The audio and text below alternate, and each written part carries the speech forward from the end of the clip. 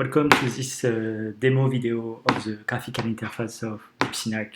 So first, let's see how to open data files. So we have option to open data in the Synac file format or New Data Without Borders. But let's see for raw data.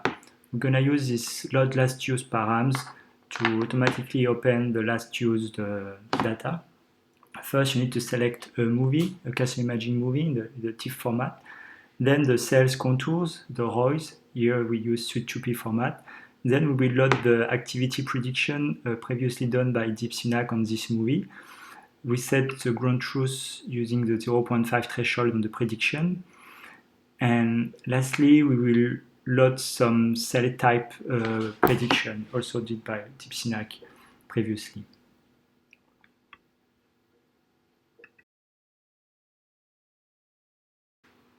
Now let's see how to use the graphical interface to explore the DeepSynac inferences of the cell activity and the cell type. So here it's our main graphical interface. This is the cells map with the average of all the frame of the movie, and the cell of interest is surrounded in red.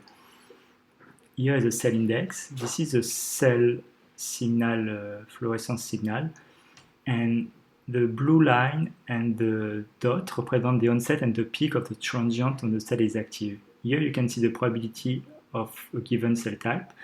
So this cell is a pyramidal cell according to DeepSynac prediction. And so we can zoom on the signal, and with this source option, we can display the source and transient profile of a cell. So on the top, it's a source profile of the main cell in red and all the overlapping cells, and below is a transient profile. And now we can play the movie for a given interval, and here surrounding this transient, and you can see that the activation is due to a cell increased fluorescence in the cell of interest. While here, when you play this one, we see that an overlapping cell is causing this rise time and this transient.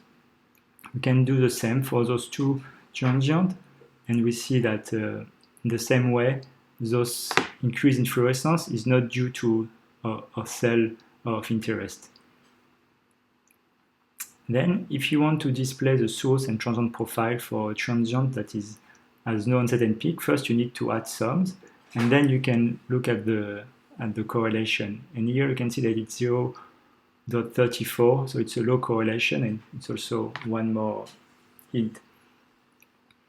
So one last feature when it comes to DeepSynac inferences, you can display the probability for any given frame for the cell to be active at this moment. So it's value between 0 and 1, represented by the bold red line.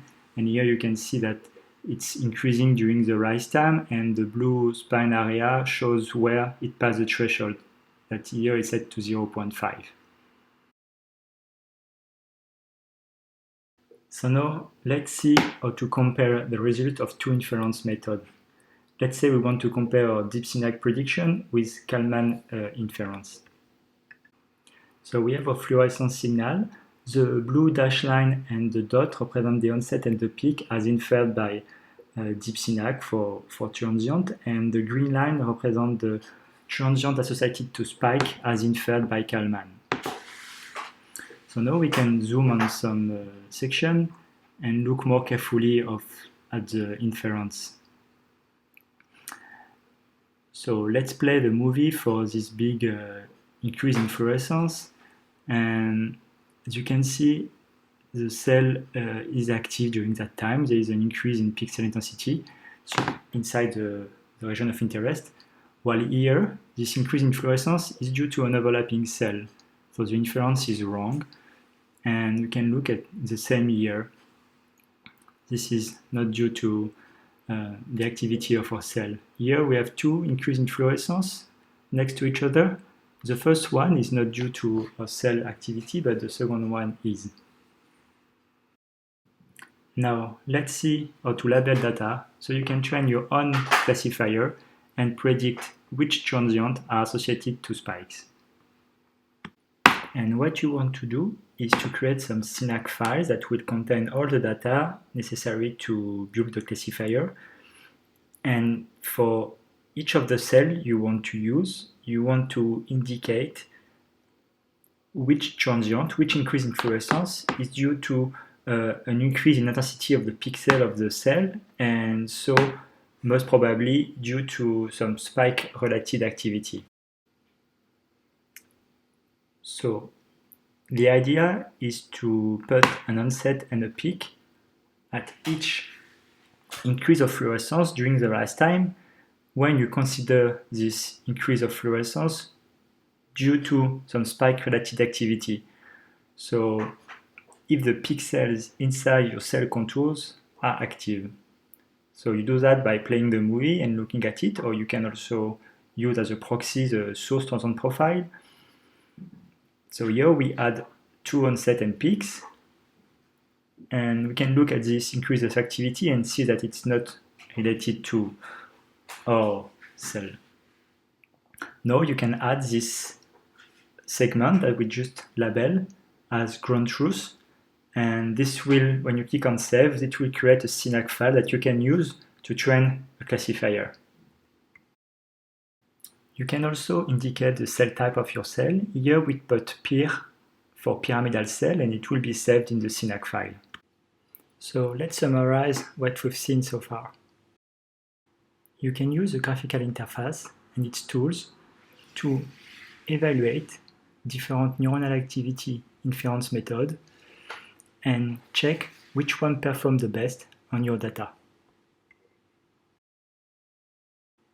Then, when it comes to deep SYNACT predictions, you can use the graphical interface to visualize them and have a better insight of why it could fail and why. Finally, another important feature is the possibility to label your data so you can train your own classifier. And please feel free to contact us if you have any issues or questions. We will be happy to help.